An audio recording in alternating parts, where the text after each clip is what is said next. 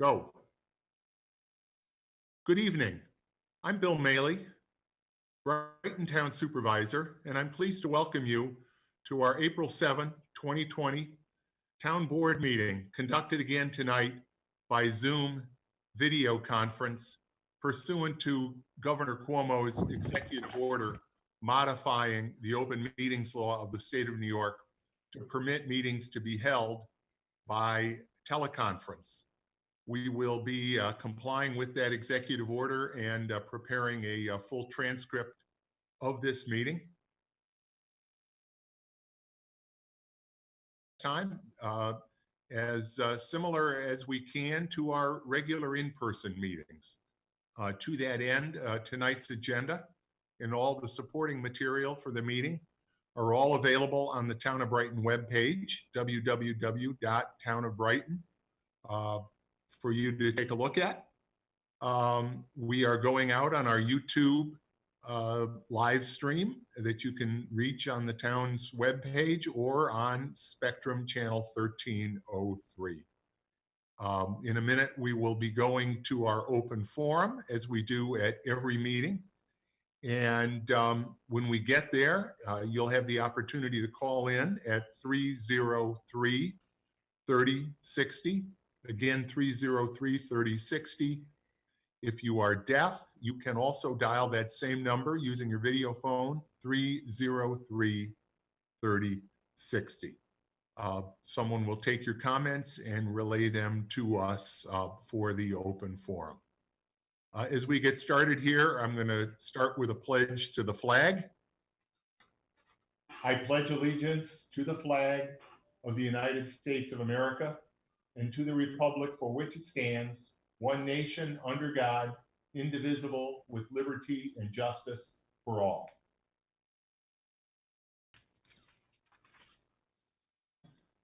Now, before we go to our open forum, first I want to acknowledge our ASL sign language interpreters who are with us again tonight on your Zoom screen. Melissa Lanty and Samantha Gerberth are with us tonight. Thank you, Melissa and Samantha. We couldn't make this meeting and our Zoom technology happen without support from our tech people like Steve Del Monte, our broadcaster, Jeremy Lutz, my assistant, Bridget Monroe. Thank you all for bringing us together tonight. I also want to share some other thanks from the community. Obviously, we all have the deepest gratitude for our medical professionals, doctors, nurses, technicians, all the people that are on the front line, putting themselves at risk by treating people with the virus. I really want to thank them all, particularly those who live in Brighton.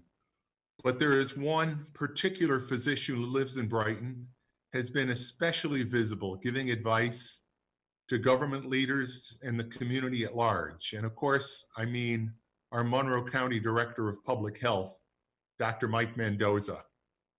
Dr. Mendoza is a Brighton resident, and almost every weekday, I'm on a conference call with County Executive Bello and Dr. Mendoza, and we've all seen him on TV, on social media, and wherever we see him, he's offering his professional advice in a calm and thorough manner, always stressing the positive impacts that social distancing can have on our community outcomes.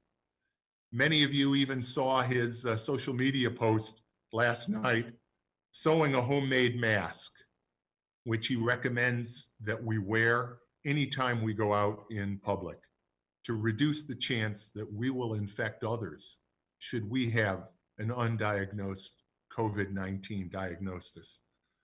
Dr. Mendoza, truly a Renaissance man, and we are appreciative for that.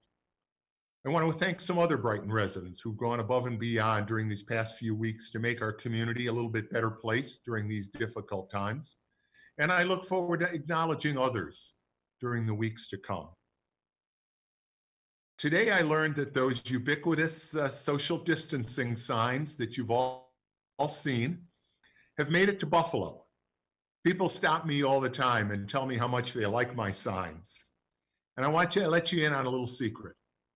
I have absolutely nothing to do with those signs. Scott and Lisa Feibush, who live on Bonnie Bray Drive, came up with the design of what they just thought was going to be a funny internet meme. Decided to order a few signs, offer them for sale, donate the money to the Brighton Food Cupboard. And then we all watched it blow up, go viral. They've now sold well over 100 signs, thanks to this crazy idea. Scott and Lisa and some tall guy lying down on the job. Over $1,000 has already been raised for the Brighton Food Cupboard. And wherever you go in Brighton, you see their funny reminders of a serious subject, the importance of social distancing. If you still want a sign, you can text or message Lisa Feibush, and Scott and Lisa Brighton thanks you. Finally, I want to acknowledge a new Brighton resident. Some of you may have seen, he's kind of a character, just hanging around street corners, smiling, waving, making children and adults feel a little better during some very tough times. Now, I don't know a lot about Pokemon, but I have it on very good authority that Pikachu actually lives here in Brighton now, spreading joy throughout the neighborhoods around the 12 corners. Maybe some of you have seen Pikachu in person or on social media. I think his sightings have created as much of a stir as the sightings of the barred owl on the Brickyard Trail. But I'm grateful, Pikachu, for every smile you've put on children's faces since you came here during this crisis. Thank you, and we hope you'll keep it up. I do want to end these introductory remarks on a serious note, because what we do during the next several weeks are going to be so important for our community as we approach the peak in the COVID-19 viral outbreak here in Brighton and Rochester and through upstate New York. I'm asking you, please take social distancing to a new level. Wash your hands with soap and water, 20 seconds. As Dr. Mendoza and the Centers for Disease Control are now recommending, please wear a mask, a bandana, a scarf, some kind of cloth, homemade is fine, when you leave your home. Save the N95s for the medical professionals who need them. But most of all, please remember the message of County Executive Bello. You're not stuck at home, you're safe at home. Just stay home. Now, if your home isn't safe for you, please remember the Willow Domestic Hotline, 222-SAFE, is available 24/7, as is the Willow Domestic Violence text line at 348-SAFE, S-A-F-E. But unless you need to leave your house, please don't. Just stay home. We will recover together. We will thrive together, Brighton. But first, we need to survive together. The good decisions we make today will help the entire community flatten the COVID-19 curve and ensure that our healthcare system, all those professionals, can treat everyone in need as we approach the peak of this virus. Now, I do want to get to work with tonight's town board meeting. And again, if there's anyone that would like to address the board during our open forum, you can dial in at 303-3060. That's 303-3060. At this point, it doesn't appear that anybody is calling in. But if, Bridget, if we do get a call, I know you'll be texting me, and we'll give anybody an opportunity to engage. And I do want to note, by the way, that we do have a public hearing on the agenda tonight, a public hearing concerning the proposed removal of 3 trees near the intersection of Greenaway and Clover Street in the town of Brighton right-of-way. And if anybody wants to call in to participate in that public hearing when I call it open, you will have the opportunity to do that. But otherwise, if someone would like to call in during our open forum, now would be the time to do that. Bill, I move we approve the agenda. Thank you, Chris. Can I have a second? Okay. We have a motion and a second. Will the clerk please call the roll? Councilmember Werner, Aye. Councilmember DeFazio, Aye. Councilmember Wilt, Aye. Councilmember Corrado, Aye. Supervisor Maley.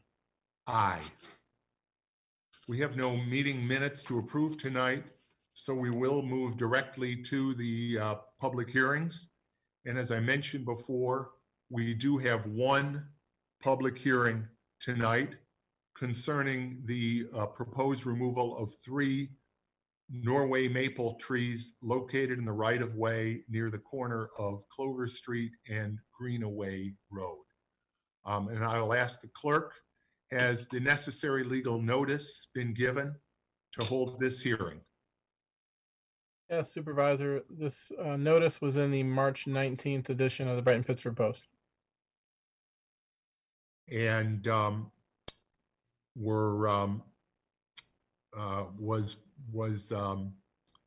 the postcards given to nearby neighbors?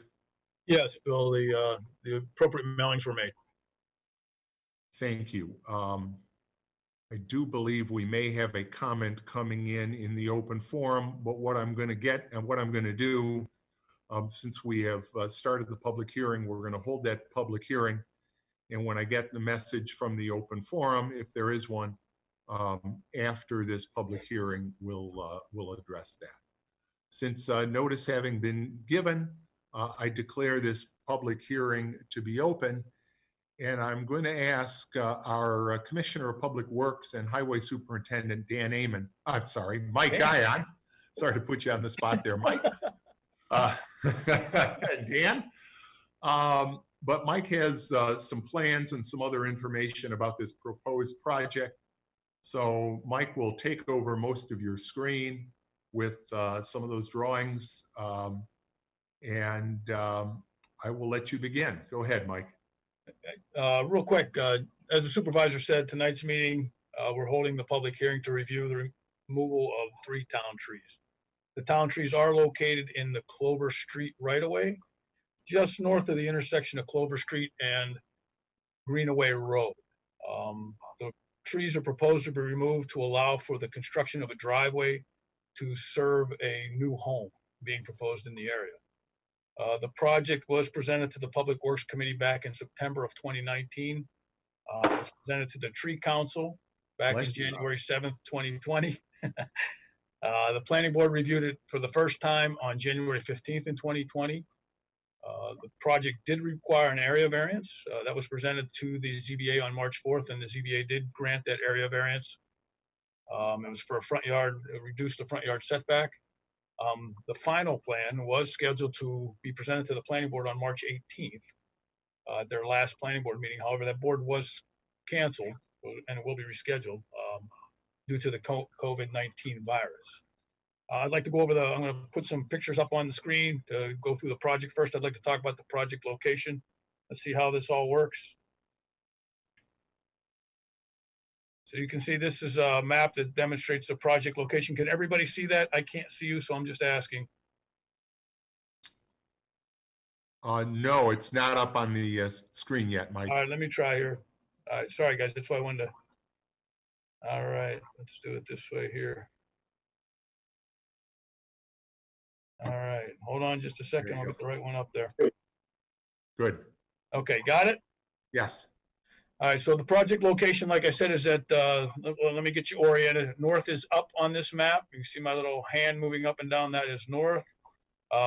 Highland Avenue, East Avenue, and this is Penfield Road. This is Clover Street. This is where that bridge crosses over 490. And the project site is right where Greenaway and Clover Street intersect. This shows Clover Street running right to the railroad tracks. It actually doesn't. It's just a right of way through there. So the project is located right just northwest of that intersection of Greenaway and Clover Street. A question? This slide here is from our GIS software. Let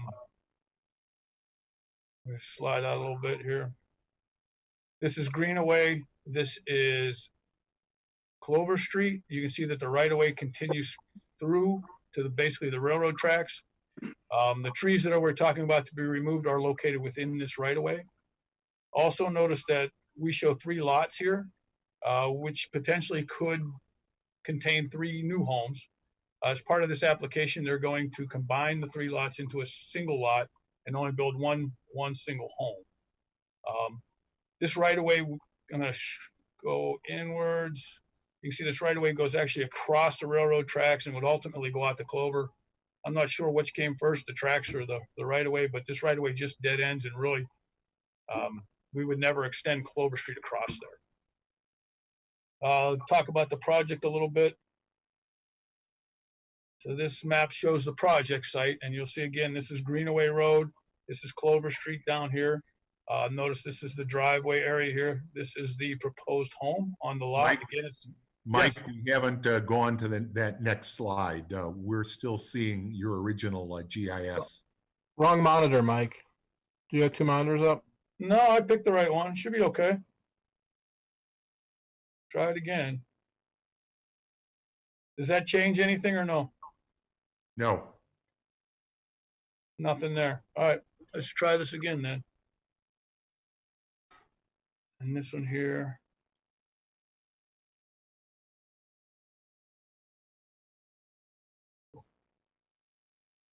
All right, let's try it again. Hold on just a second. For some reason, it booted me out. Worked well today.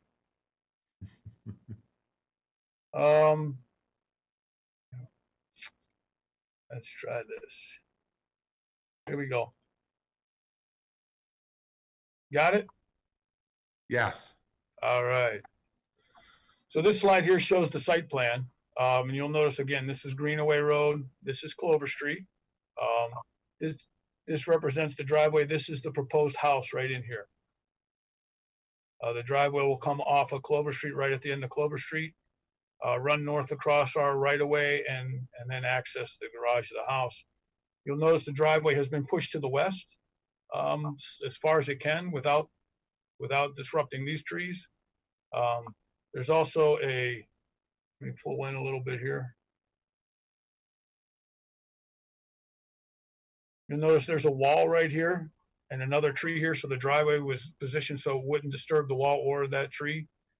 The trees shown in yellow are the trees that are going to be removed as part of this project.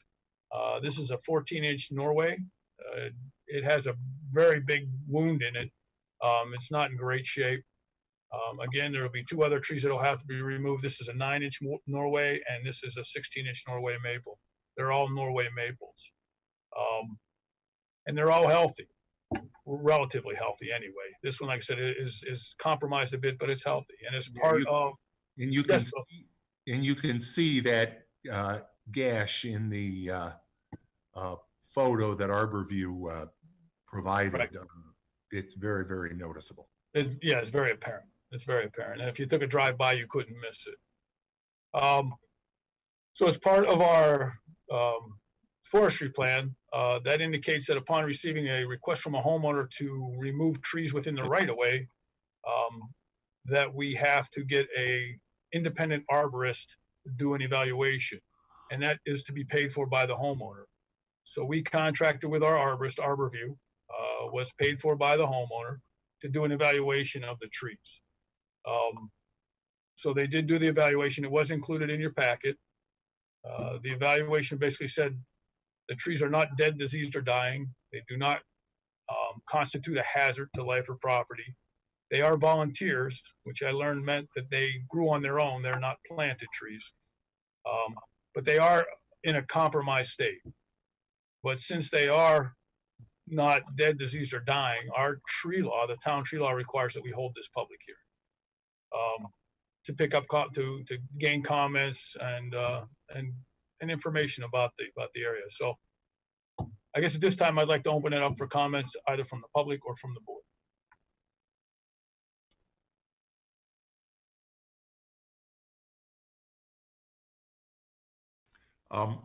Mike, this was approved, you had indicated, by the planning board. That is correct, Bill. It was, well, let me step back. It was not approved, has not gone through final approval at this point. Okay, all right. But they've reviewed it, they've done preliminary? Yes, correct. They've taken it all they've taken it quite a ways, yes. Yeah, as far as they can go without our action. Correct. And these trees were not planted. These trees were volunteers, is that correct? That is correct. Yeah. That is correct. And the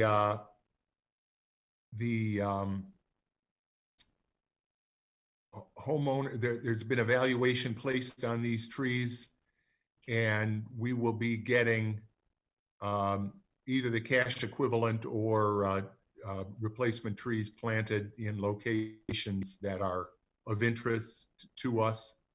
At this point, Bill, we would get the valuation of the trees, and I want to say it was $820 or $800, somewhere to that effect, for all three trees. As part of this project, you'll see that they're planting, there's 1, 2, 3, 4, 5, 6, 7, 8, 9 new trees along the southern boundary. I assume that was to enhance the screening to the property to the south. Okay. Thanks. Any other questions? We have not received any comments or questions from the public during the public hearing. Mike, I have one question. Was this driveway designed in a way to preserve as many trees as possible? Robin, I was not part of the planning board, but looking at it, I would say yes. The width is minimized. It's a 10-foot wide driveway, which is minimal. That will limit the disturbance.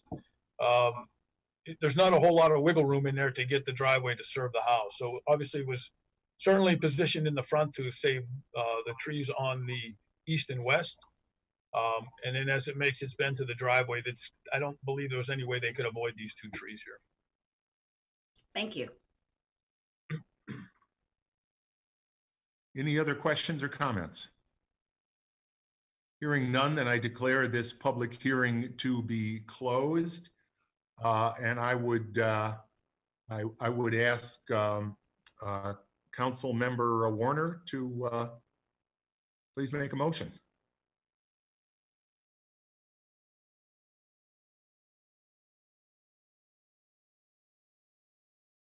Chris, you're muted. Got on mute.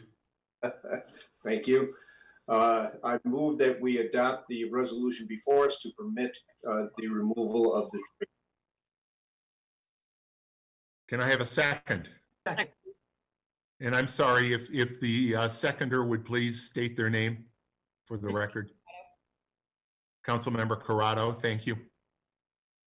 Any discussion by the board? Hearing none, Dan, please call the roll. Councilmember DePonzio, Aye. Councilmember Werner, Aye. Councilmember Wilt, Aye. Councilmember Corrado, Aye. Supervisor Mealy. Aye. Thank you, Mike. Thanks for that presentation. I do want to address, we did get a couple of questions, and really they both relate to ongoing continuity of our operations, which of course has been a top priority of mine, and making sure that our employees who are doing their jobs in accordance with the governor's executive orders are doing so in a manner that is safe to them and is also safe to the public. Mr. Troush from 51 Indian Spring has emailed me previously asking a number of questions about the status of town employees and pay and benefits. Mr. Troush, as I mentioned to you by email, I will be getting you more information that you have asked specifically.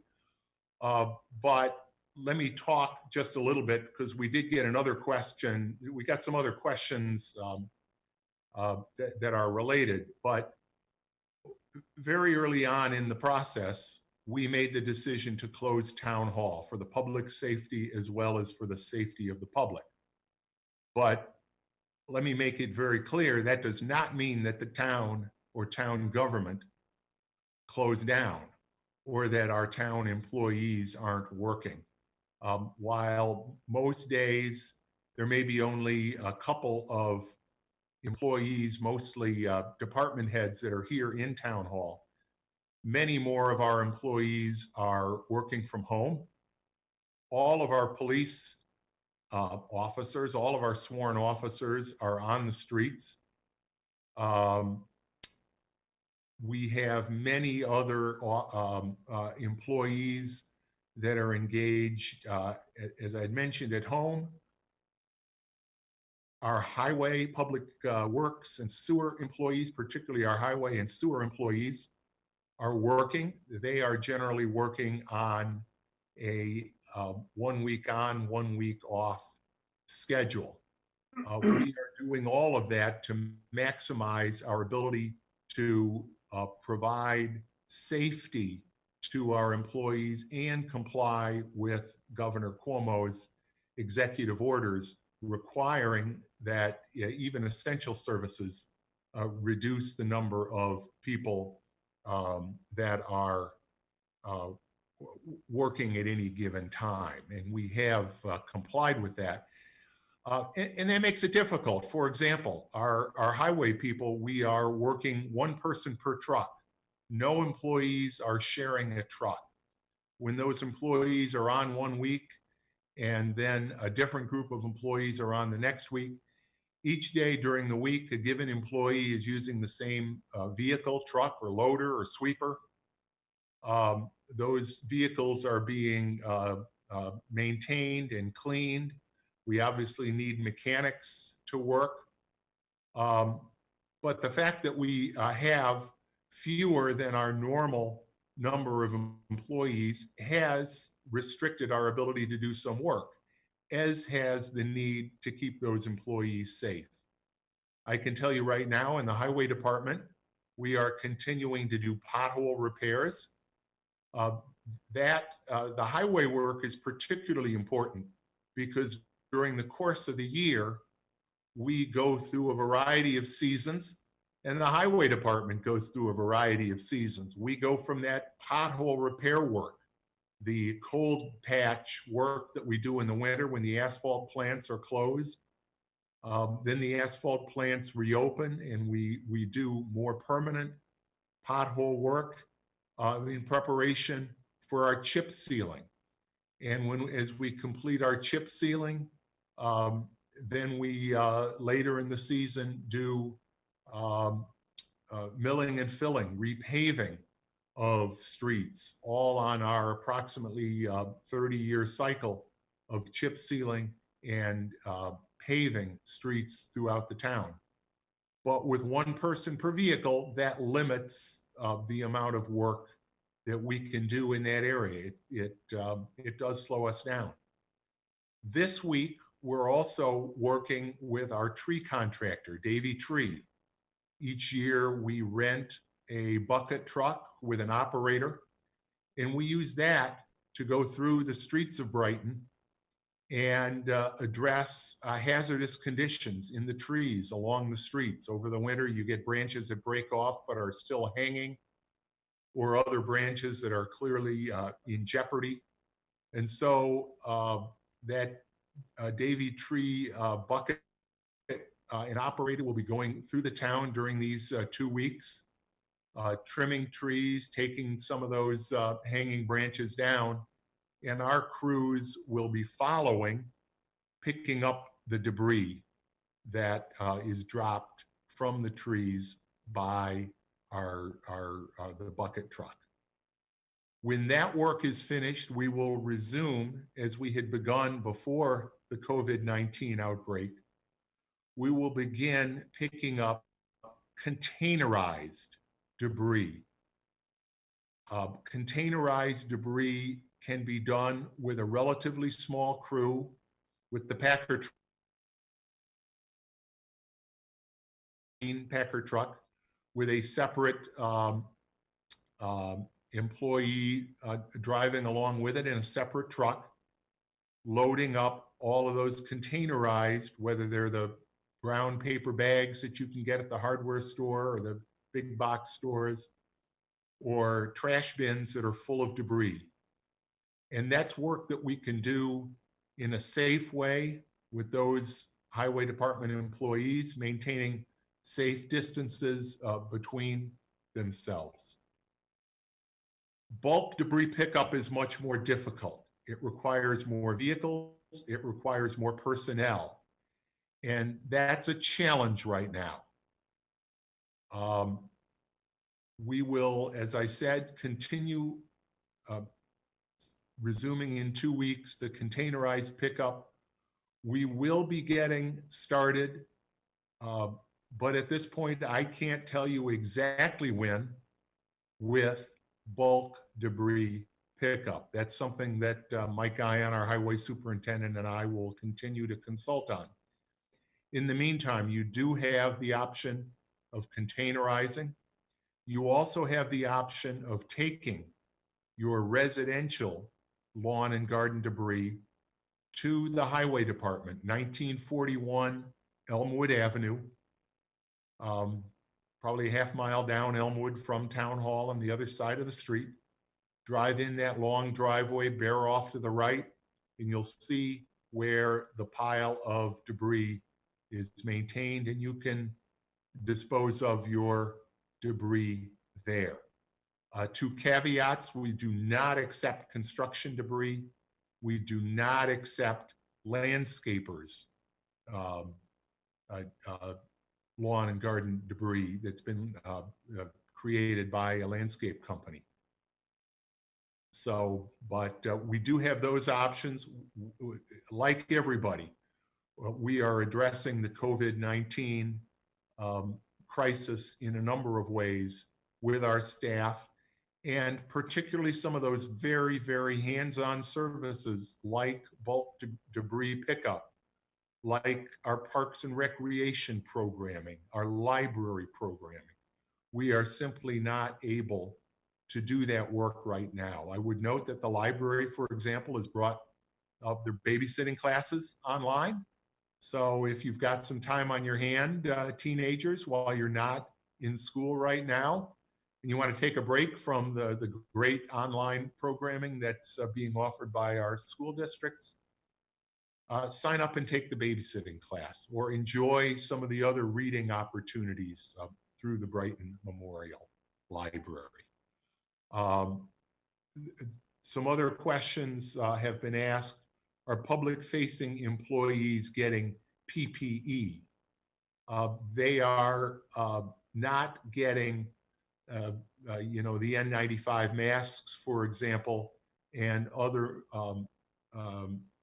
supplies that medical professionals are getting, but I'll ask Chief Cathaldi to describe the protective equipment that our police officers do have. Chief? Sure, Mr. Supervisor. So all of our officers have been equipped with personal protective equipment. They have rubber gloves. They've been issued those for years. They actually carry those on their duty belts. Surgical mask, we've had enough inventory to last us for some time. Every time an officer transports somebody in his or her vehicle, a suspect or a transportee, if you'll call them, will wear a surgical mask out of an abundance of caution along with the officer. The N95 mask, we do have plenty of those in stock. obviously I'm not a medical professional, but the N95 masks are particulate filtering up to 95% of the particulates, and they're used really for aerosolized procedures, more in a medical hospital. We do have those in the event that they're needed. And as far as the rest of the equipment, we sanitize our cars at least once a shift. As you know, ServPro came in and voluntarily did a heavy duty cleaning of our cars. The office has been gone through at least once or twice a day. We've restricted access to our building. We've are currently responding in limited numbers as possible, so we don't have a large congregation of police officers at scenes. So in essence, I think we are well equipped for at least another month or so with plenty of personal protective equipment. Thanks, Chief. I'm glad to hear that. And I know I send the gratitude to the entire community for the work that the police department and really all of our public safety agencies, the Brighton Fire Department and the Rochester Fire Department in West Brighton, Brighton Volunteer Ambulance, and the Brighton Police Department. You are carrying the load, and you too are on the front lines during this crisis, as you are every day. I appreciate that. Someone also asked about tax breaks.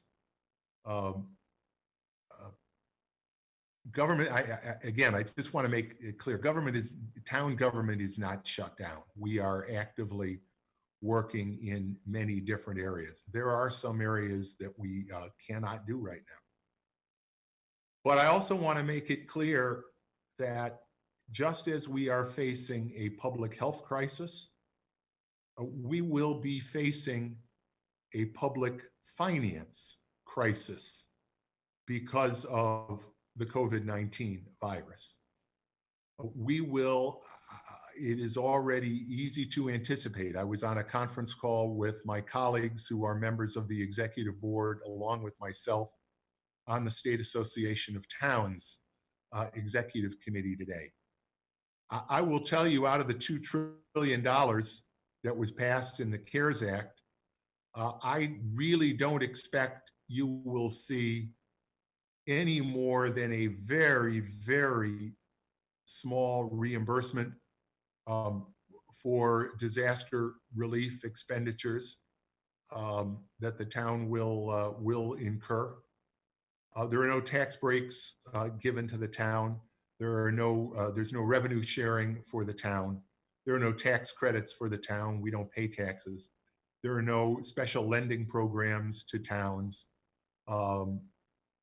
We will, on the expense side, be continuing to make most of the expenditures because most of our employees are full-time and our part-time permanent employees are still working. And that is the case. We were on a conference call earlier today with other town supervisors. That's the case throughout the county. What is going to be affected, though, is the revenue side. Sales tax revenues are sure to fall dramatically. Property tax revenues may well be impacted. Mortgage recording tax revenues will clearly be impacted as there are fewer residential and commercial closings, refinancings, and the like. So we will be looking, as the year goes on, very closely at how not only the expense side of town operations stacks up, but more critically, how the revenue side looks to stack up. We may well have to make modifications to the town budget already passed for 2020 to reflect any decreases in revenues that we anticipate during the year of 2020. And certainly the preparation of the 2021 budget, every year the budget process is a challenge, but we will be facing a unique set of challenges this year in the fall, in the summer and the fall, as we go through our open and transparent budget development and budget review process. So I understand the concerns of taxpayers. whether you be concerned about your school taxes, your town taxes, your county taxes.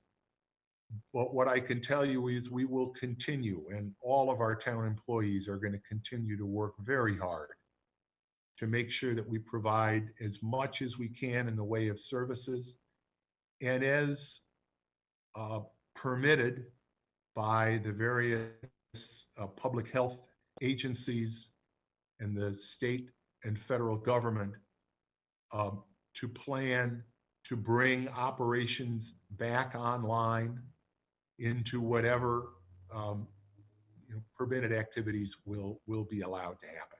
That's going to take time. That is not going to happen overnight. But again, as I said, we're committed to continuing to provide essential services. And I stress the word essential services because that's a phrase that's used throughout the Governor Cuomo's executive orders and the guidance on those executive orders. We will not put our employees or the community at risk for services that would be nice. We'd love to be able to open the library. It would not be safe. We would love to be able to offer some of the recreation programs, our senior programs. It would not be safe to do so. Those are important services. They're not essential services. They are not services that we can provide now. I hope that answers those questions.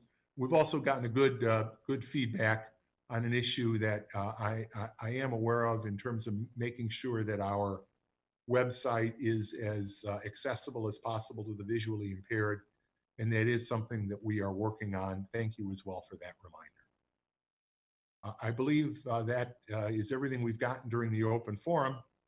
So we're going to move on now to committee reports. Before we do, I will just note that all of our town board committees, all of the committee meetings for the month of April are being canceled. We will look forward as conditions permit to the month of May going forward. But I will give each of the committee chairs a brief opportunity to update any matters of importance that haven't been addressed already from your committees. Councilmember Wilt, the Community Services Committee. Thank you, Bill. The Community Services Committee has not met since the last town board meeting. I do have just a couple of updates for our recreation programs. All programming, events, and activities remain closed until further notice. User credits are being processed for impacted programs, so look for those. We are working towards offering a few online course options. Bill mentioned in particular our first virtual babysitter class. Please like us on Facebook and check out the Town of Brighton Recreation website regularly to stay up to date with current information and details coming from the Recreation Department. An update to our parks programs: park trails remain open, but all athletic fields, courts, playgrounds, pavilions, and lodges remain closed. Please remember that our park trails, paths, and walkways may not always be 6 feet in width, and take care to observe the recommended distance of 6 feet or more from other patrons. We have canceled and refunded all facility reservations through April 30th and are currently not accepting any future reservations. Overall, we're requesting that park users just be mindful of social distancing practices and remain at least 6 feet away from other park users at all times. And just one other note, unfortunately, we're also seeing quite a bit more garbage and waste, especially in our Corbett's Glen. We want to issue a friendly reminder that Corbett's Glen is a carry-in, carry-out park, and town code requires that dogs are on leash at all times in all Town of Brighton parks. So we want to thank you for your patience and observance of all of the COVID-19 safety protocols. And of course, due to the continued closure of our parks and recreation departments to the public, and in an effort to maintain the safety of the community, our next regularly scheduled meeting of the Community Services Committee, which was scheduled for April 15th at 9:30 a.m., it is canceled. So please check for updates regarding the status of all of our Town of Brighton community program as our situation continues to evolve in response to the COVID-19 pandemic. Thanks, Bill. Thank you.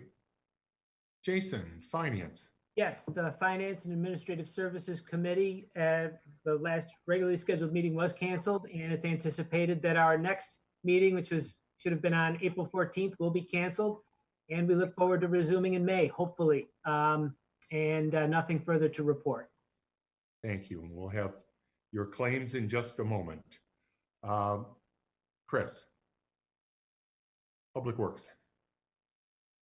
Chris, you're unmute. You got unmute. Sorry, thank you.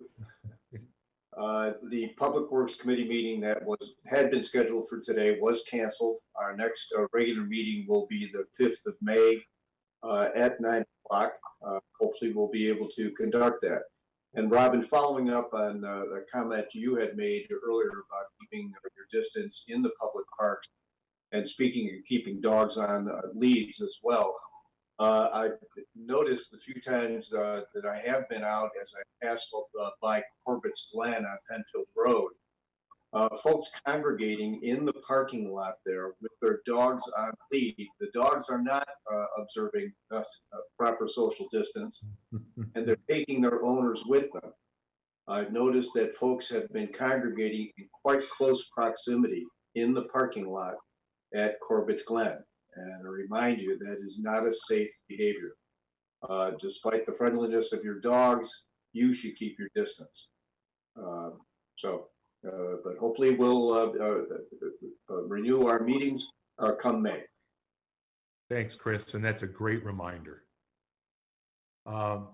Christine, Public Safety Committee. Like all the other committees, Public Safety has not met this month. It was scheduled to meet on April 12th, but we will not be meeting. The hope is that we will be back in business by Tuesday, April 14th was the scheduled date. We hope to be back in business by Tuesday, May 12th, a.m. in Town Hall. Just a general reminder on behalf of all the public safety agencies that universal masking is now recommended. That's even when you're outdoors doing your individual walking or biking and hiking on town trails, still please wear your mask for others' safety as much as for your own, but it's primarily for everyone you're passing while you're out and about. Just a reminder that Brighton Volunteer Ambulance, the loan closet is closed until further notice, and BVA is not taking back any currently loaned equipment, nor is it accepting donations of equipment until the crisis has passed. And the Brighton Police Department is temporarily suspending the collection of pharmaceuticals in the lobby, and civilian fingerprinting is also discontinued until further notice. And that is all. Thank you, Christine. Moving on to new business. Jason, reading and approval of the claims. Yes, Bill, earlier today I reviewed claims totaling $92,847.14. Notable claims include to Deere and Company in the amount of $8,650.61 for the purchase of a John Deere Gator for the Parks Department as approved in the 2020 CIP. Also to Griffith Oil Company in the amount of $3,027.13 for purchase of diesel fuel for the month of March 2020 for Highway and DPW. Also to Penny Lane Printing Incorporated in the amount of $4,790.42 for printing of the Summertown Recreation Program Activities brochure. Also to the Metro Group in the amount of $3,750 for HVAC cooling tower water treatment services. And finally, to the University of Rochester in the amount of $4,822, representing payment for 2020 Employee Assistance Program and DOT drug and alcohol testing. The claims all appear to be in order, and I move that they be approved. Second. Thank you, Councilmember Wilt with that second. Any discussion? Hearing none, Dan, please call the roll. Councilmember DePonzio, Aye. Councilmember Werner, Councilmember Wilt, Need to unmute. Aye. Sorry. Councilmember Corrado, Aye. Supervisor Maley. Aye. Next, Christine, I'm going to ask you to make the motion on the proposed promotion of Sergeant Jose Caraballo to lieutenant. I do want to note that I would ask you to add to the motion that you have before you the fact that this proposed promotion would be on a probationary basis with a probationary period of 26 weeks. And with that, I'll let you make that motion. Very happy to do that. The next matter seeks to approve promotion of Sergeant Jose D. Caraballo to the rank of lieutenant effective April 11th, 2020 for a 26-week probationary period and temporarily exceeding the number of lieutenants in the police department's organizational chart. I move that we adopt the resolution before us. Second. Thank you, Jason.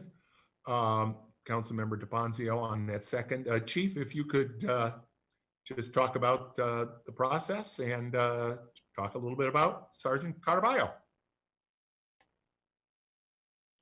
Sure, Mr. Supervisor. Sergeant Caraballo has been with us for 16 years now. He's been a sergeant for 2.5. He's really an emerging leader within the department. He shows me a lot of potential. He's been a part of our training unit for several years now. And what that entails is not only officers in the police academy, it entails training new officers when they come here if they're a transfer officer. So, and also, as you can see in the letter that I wrote to you, he is a distinguished officer. He has received 2 Excellent Police Service Awards, 2 Distinguished Service Awards. So I highly recommend him for the promotion to the rank of lieutenant. And the second matter, exceeding the temporary exceeding in the organizational chart for lieutenants. We currently have 1 lieutenant on each platoon. So there's a lieutenant on our day shift, 1 on the afternoon, and 1 on the night shift. Sergeant Caraballo will be the 4th lieutenant. I expect him to be in a training period for several months, and then if everything works out, there'll be future plans for him. Very good. Any other questions or comments on this matter? Hearing none, Dan, if you would call the roll, please. Councilmember DePonzio, Aye. Councilmember Werner, Aye. Councilmember Wilt, Aye. Councilmember Corrado, Aye. Supervisor Maley. Aye. We have several law enforcement related items, but I want to spread the wealth around a little bit. So Councilman DePonzio, if you could handle the next matter. Yes, with respect to approving provisional promotion of Officer Taylor Barth to the rank of sergeant effective April 11, 2020, I move that we adopt the resolution as prepared by the attorney to the town. Second. Councilmember Wilt with that second. And again, Chief, if you would talk about Taylor and the fact that it's a provisional appointment. And Sure. As you can see, Officer Barth has been with us for 7 years. He's heavily involved in our training unit. He does hold a bachelor's degree in criminal justice. He's one of those officers that just has a positive can-do attitude. He's been recognized by his peer as an informal leader. As far as the provisional appointment, what happened was this list expired sometime back in July, August. Usually it's extended, and there was an oversight. This list was not extended. As it sits on the expired list, he was still in the top 3. So that's why I'm asking for the provisional appointment. The next time a civil service test is given, he will have to take that as a provisional sergeant. And as you know, with the limited staff down in civil service, all civil service tests have been canceled through the month of April. So your guess is as good as mine when the civil service exams will be given again. It was scheduled to be given in June, but I don't think that's going to happen. And obviously, once the test is given, it's got to go to Albany for grading. And with the backlog that I'm sure they're going to experience, there's just no telling when we'll have a list in our hand. But in the meantime, we will have a promoted police officer. So good. Thank you, Dave. Any further questions or comments? Okay, we have a motion and a second on that. Dan, please call the roll.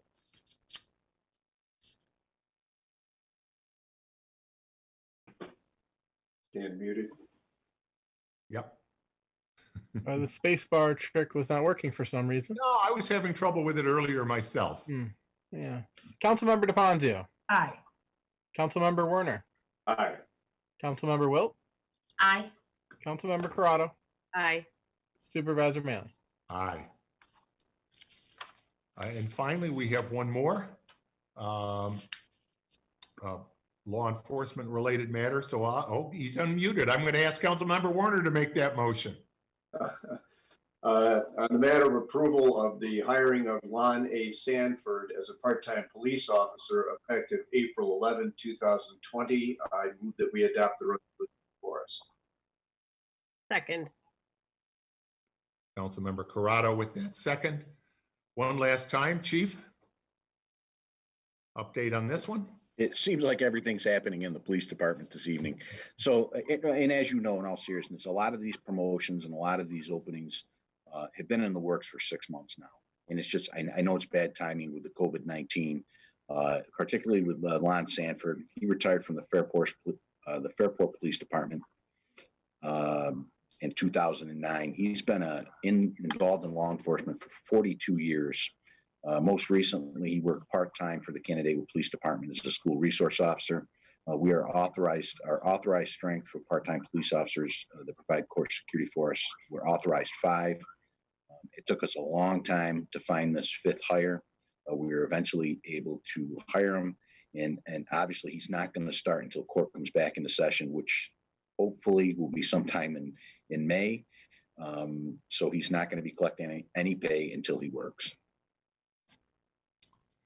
Thank you, Chief. Any further questions or discussion?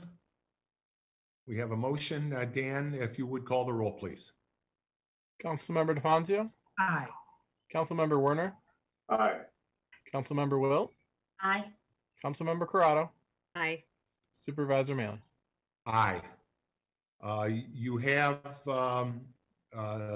we're now to matters of the supervisor. You have in the packet the February expense and revenue report. After the March report, whenever we're able to compile all that in these interesting times, Paula Parker, our finance director, will make her regular quarterly report. But for now, if you would please receive and file, and if I could have a motion, please, to receive and file the February 2020 expense and revenue report. So So moved. Second. Come on. Who was that? Who? I'll second. Christine with a second by Jason. Thank you. Any discussion? Hearing none. Dan, please call the roll. Councilmember DePonzio. Aye. Councilmember Werner. Aye. Councilmember Wilt. Aye. Councilmember Corrado. Aye. Supervisor Manley. Aye. Only other thing I want to say is we are now in really one of the most important, most sacred periods of the year, both for our Jewish community and our Christian community. Passover begins tomorrow night. That's the reason, of course, that we're meeting on Tuesday night instead of our regular Wednesday night. And this is Holy Week for Christians, looking forward to Easter on Sunday. So I want to wish Chag Pesach Sameach, happy Passover, to my Jewish friends and neighbors. Your Seder, your first and second Seder, I know are going to be a little different this year. I look forward to joining one of the virtual Seders that will be held in the community. But I hope that all of your Seders are joyful, and that whoever you're able to have around your table in real time or in Zoom time, that it is a wonderful and meaningful gathering. And of course, to our Christian friends and neighbors, Holy Week, such an important time. Wishing everybody this coming Sunday a very happy Easter. Matters of the attorney to the town. I have none at this time. However, if the board is so inclined to have a discussion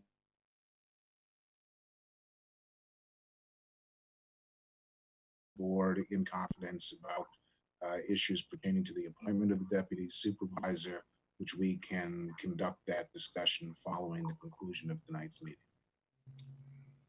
Thank you. Matters of the town clerk.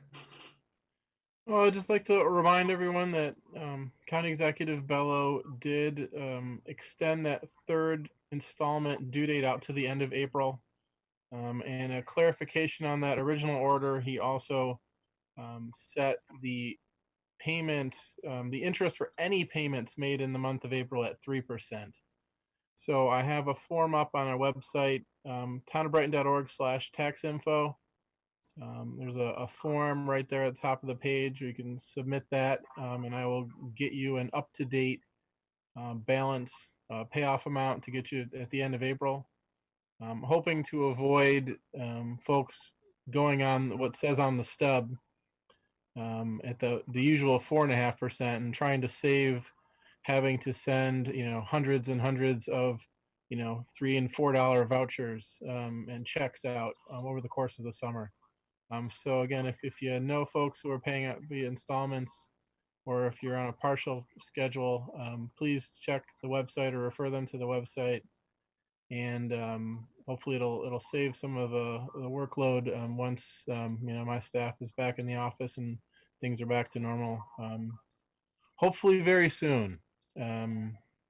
Other than that, other thing I want to mention, dog licenses. Obviously, the primary piece of dog licensing is public health and the rabies vaccinations.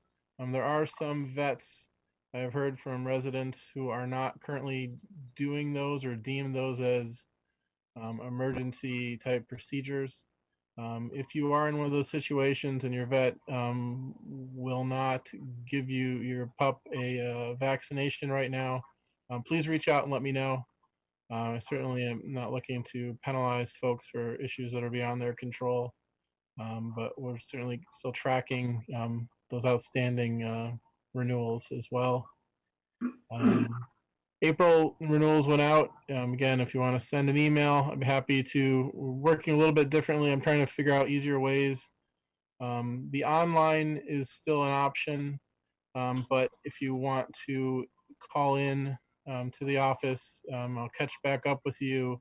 We can do a credit card over the phone as well to process that if that's easier than having to worry about mailing in a check, since obviously you can't stop in to see me at Town Hall. Otherwise, thanks everybody for your patience. We're processing, I am processing the tax payments as quickly as possible. I'm currently working on items received on the 30th. Unfortunately, as this fell, with the due date, the mail volume goes up many-fold. But so I'm making good progress, and we'll keep those rolling through. Callbacks, if you leave messages in the office, callbacks, I'm pretty much always within a day now, and usually the same day, depending on the time you leave it. So I'll do my best to get back to you as quickly as possible, and just stay safe out there, everyone. Thanks, Dan. Thanks for being so proactive. I know, in discussions with the county, they've indicated they do not have the power at this time to make any further changes, extensions of that final tax payment date. People keep asking me whether that's a possibility. Have you heard anything at the state level? I have not, like you alluded to, the original power that County Exec Bello used was more of a public health issue more so than a financial one. I certainly hope, I still am hoping against hope that, the health issue will be less of an issue at the end of the month. But realistically, with the governor's estimates and the continuation of the state programs, that's not looking likely. So at this point, yeah, I have not heard anything. The one thing I will say about that is I've talked to a number of folks. Obviously, there's a lot of folks who have been furloughed and are not working right now, and coming up with the money on tax bills is very often can be a stressful thing. Please reach out and call 784-5240. I'm happy to chat through your specific situation. A lot of times, while there's more interest in play if you wait and pay beyond April, but for most folks, in the grand scheme of things, it's not a large amount of money. And so surprisingly so, a lot of folks that I've talked to have been relieved just to realize, oh, it's, I'm not going to stress myself out over $15. So there's no other penalties per se. You don't have to worry about your name going in the paper. There's no liens on your home at this point. Again, April dipping into May is just, a few more dollars out of your pocket. Not to trivialize having to spend more than zero is more than you want to spend. But in managing your household budget right now and frankly in your stress levels, there's probably other places that actually may be a better place to spend that money first. So again, don't hesitate, reach out. I'm happy to chat and look at your exact situation and give whatever guidance I'm able. Thanks very much, Dan. Appreciate it. Matters of the town board. Nothing further. I did just want to remind people that the census is underway, and I know that there are a lot of exigent circumstances right now, but the census is a very important thing for us to participate in, and you can participate at 2020census.gov. Yeah, that's a great reminder. Thanks, Robin. We have been monitoring Brighton census participation almost daily. We are running well ahead of the county as a whole, but we're running a couple of percentages behind a couple other towns that start with the letter P. So let's get our numbers up. It is I've done it online. It truly is 5 minute, a little bit more. I will say I've spoken with some of our residents, some of our queer residents who have, I think, legitimate concerns about the way some of the family-related questions are worded. And I do hope that when 2030 rolls around, that all of our families really are able to easily answer questions without feeling that their particular family is somehow, noted in a less clear and obvious way. And that's unfortunate because we do want to make sure that everyone is counted and that nobody feels like they're being slighted. As you know, there was a great discussion last year. And ultimately, there are no questions about citizenship on the census form. That is so important. Everyone needs to be counted, whatever your immigration status is. Those citizenship questions are not being asked. So take the 5-10 minutes. A lot of us are spending a little more time around the house these days anyway. You can still do it online, but the opportunity to do it by mail is also there. we really want to get that done because this year, again, with the coronavirus, having people going door to door, getting the folks that have been missed is going to be a very, very difficult thing to do. So as Robin said, and as I've said, and we'll keep reminding you, answer the census now. Why is it important? More so than ever now, because if we are undercounted in Brighton, so some of the aid that will come in, whether it's for coronavirus related or other grant opportunities, we might get shortchanged unless everybody is counted. We might be underrepresented at other levels of government unless everyone is counted. So there's no reason not to. Take the time right now. When you get done with watching us, go fill out your census form. Thanks very much. Any other matters of the town board? Nothing further. Do we want to go back to the attorney, or is everybody satisfied on that matter at this point? I would like to meet with the attorney.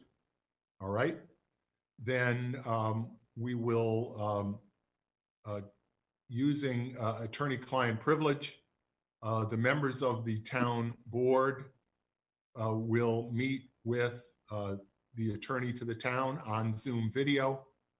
And I would ask the administrator, I will thank our interpreters, thank our department heads and everybody else that was on the meeting and putting this together. I will ask the administrator to leave just the 5 of us board members. Oh, that's not how I have it set up, Bill. Sorry. I have sent a separate email invitation Oh, to a private consult with me. Please check your emails, Bill and Robin and Chris and Christine and Justin and Dan. or Jason. Jason, I had Justin too. That's okay. Good. All right. you can call me Keith.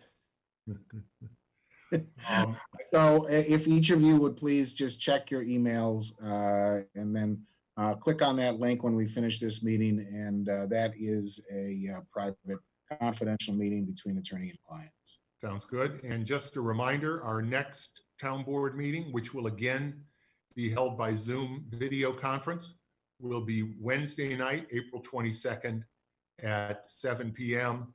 The link to that meeting will be the same as the link was to this for all of us on the board and staff. And again, we'll be televising and live streaming that Zoom meeting. Stay safe, everybody. Enjoy the holidays that many of you will be celebrating.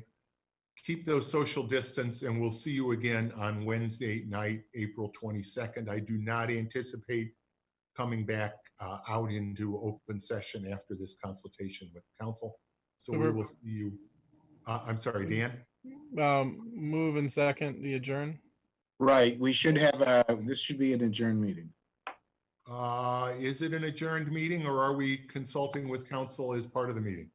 We are not consulting as part of the meeting. That is a separate meeting with your attorney. It is not part of this public meeting.